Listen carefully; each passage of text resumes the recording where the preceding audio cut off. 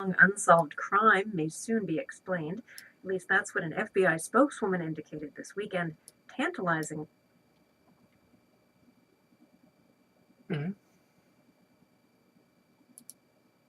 It's Morning Edition from NPR News. A long unsolved crime may soon be explained.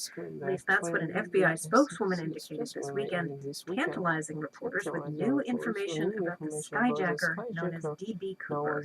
In 1971, he hijacked an airliner over Washington state, demanded a $200,000 ransom, then jumped out of the plane with the loot and a parachute. He hasn't been seen since. As NPR's Howard Burkus reports, the FBI now claims to have a promising new lead. D.B. Cooper was an uncommon criminal, sticking it to the man in the lingo of the times, by skyjacking an airliner full of people, claiming he had a bomb and convincing the FBI to give him $10,000 $20 bills and 4 parachutes if he let the passengers go. The exchange was made when the plane reached Seattle and it then took off for Mexico. Cooper jumped out over Ariel, Washington. Some of the money was found wet and torn, but there's been no sign of Cooper. Donna Elliott runs the general store in the area. Let's see, I've been here 21 years, and if I'd have been smart enough, I should have started a book of taking pictures of D.B. Cooper could be for look-alike.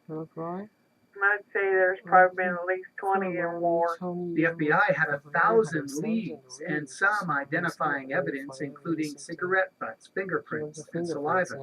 So imagine the excitement in Cooper country this weekend when an FBI spokeswoman told a reporter for the British paper The Telegraph that there's a fresh lead. She called it credible and promising, and it points to a new suspect never considered before. The spokeswoman did not provide details.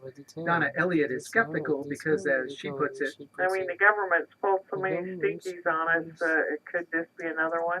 I mean, they are FBI's government. Well, there is someone who is taking a good faith look at this new lead and trying to find out as much as he can about it.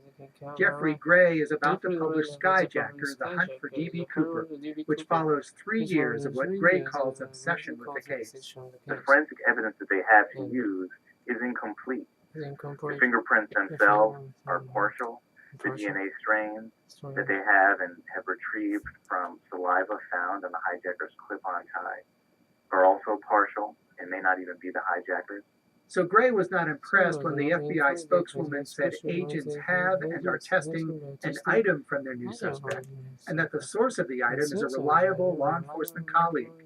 Today, Special Agent Fred Good provided a few more details. The new suspect is dead, he said, but no one will be brought to justice, as he put it, if the new lead pans out. And the new evidence is fingerprints. Good acknowledges imperfections in the hijacker's prints. Agents at an FBI lab will still seek a match, but Good says the case is not a priority matter. It'll happen, but when, I don't know. You know, it'll certainly be below a current missing child case, current terrorism investigation, and many other things. So it's not clear whether D.B. Cooper will be identified before the 40th anniversary of the skyjacking on our next Thanksgiving Eve. Howard Burkus, NPR News.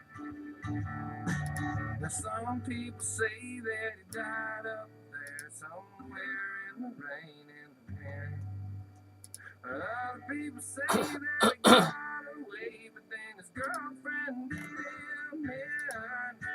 The lawmen say if he is out there someday. In the news, it is broadcasted that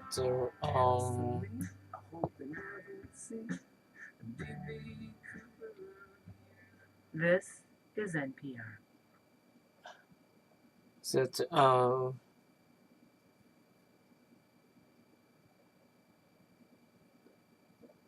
the criminal is that information concerning a criminal fooled on the skyjack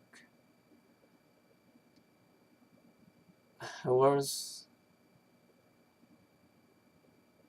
offered. I don't know. Let's read a short story about this.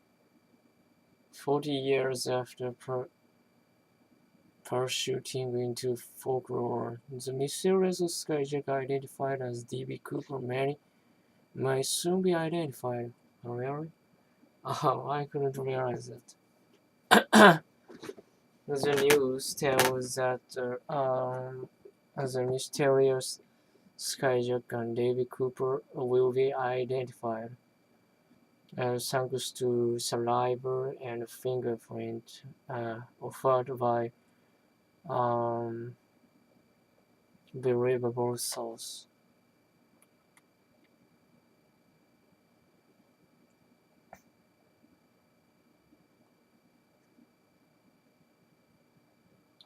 We do actually have a new suspect, says if it was spokesman.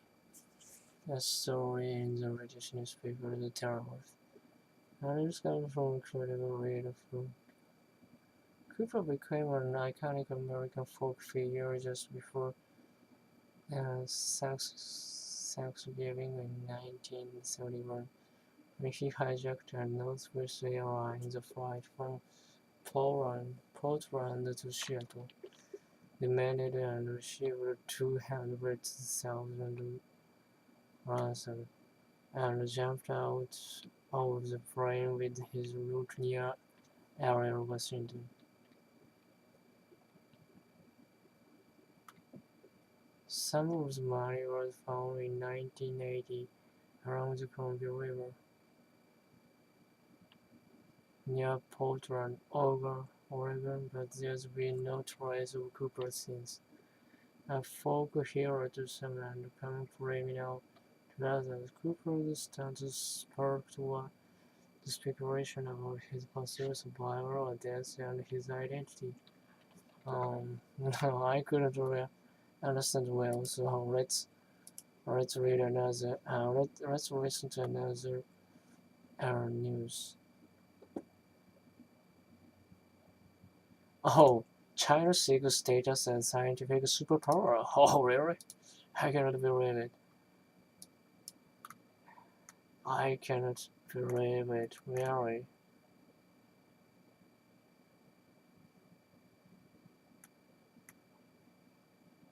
Gross domestic expenditure on R&D. Okay, let's listen to the story.